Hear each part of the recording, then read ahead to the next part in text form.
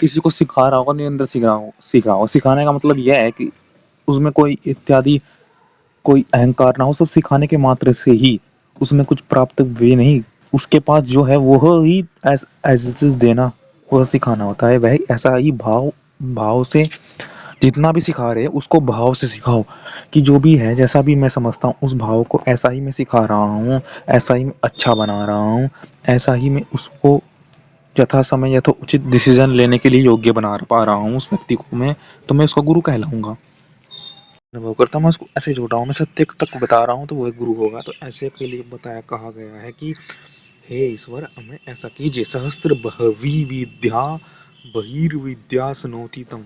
आप हमें अर्थात बहुत प्रकार की विद्या प्रकट करने, अनेक विद्याओं के प्रकट करने वाले वेद पुरुष कीजिए हमें, कि हम विद्या को प्रकट करें। देखो कहा गया कि जो मनुष्य अपने प्रेम से विद्या का उपदेश करते हैं, प्रेम से विद्या सिखाएगा तो प्रेम उत्पन्न करेगा, अनुकूल करेगा, उससे कोई उसको भय नहीं होगा, शिष्य से गुरु को भय नहीं होगा, उसकी गुरु की वह बातें को प्रकट करेगा आगे आगे समाज में।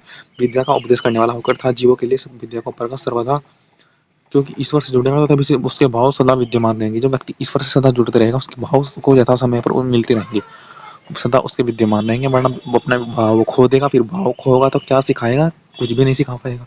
तो सदा भाव विद्यमान हो के लिए ईश्वर का आश्रय लेना पड़ता है। ईश्वर का शुद्ध परमेश्वर की स्तुति के साथ आश्रय करते हैं, हमें सुख और विद्या पूर्ण युक्त होकर स्वयं होकर आज इसी भाव को प्राप्त होकर सब विद्या चाहने वाले मनुष्य को प्रेम के साथ उत्तम उत्तम विद्या से विद्वान करते हैं। जैसे कि सब विद्या के उपदेश और अनेक अर्थों के निरंतर प्रकाश करने वाले सर्व आनंद स्वरूप परमेश्वर मंदसानः आप उत्तम उत्तम स्तुतियों को प्राप्त हुए और सबको यथा योग्य जानते हुए हम लोगों के लिए यत्न से उत्पन्न किए हुए सोमादि रस, अर्थात यथा योग्य जानते हुए, अर्थात जो स्वयं जानेगा वह ही सिखा पाएगा। अर्थात जिसके जानने की जिसको उत्सुकता होगी, जो कि मैं सत्य जानूं भाई, इसको जानना है मुझको भी, इसको पूर्ण जानना है, तो वही तो जनवाएगा व्यक्तियों को भी। इसमें पूर्ण शंका नहीं, कोई दुविधा नहीं है जिसमें। तो हम लोगों के लिए यत्न से उत्पन्न किए हुए सोमादि रस व प्रिय शब्दों से की हुई स्तुति का, अर्थात हम अगर सत्य बोलेंगे तो ईश्वर उस श्रवण शक्ति को सुनेंगे, हमारी स्तुति के अनुसार हमारी प्रशंसा भी करेंगे ईश्वर, अर्थात हमें यथा योग्य फिर हम शत्रुओं से विजय और रक्षा करेंगे हमारी। तो अर्थात हमको निरंतर नवीन जीवन देंगे अपने ज्ञान से।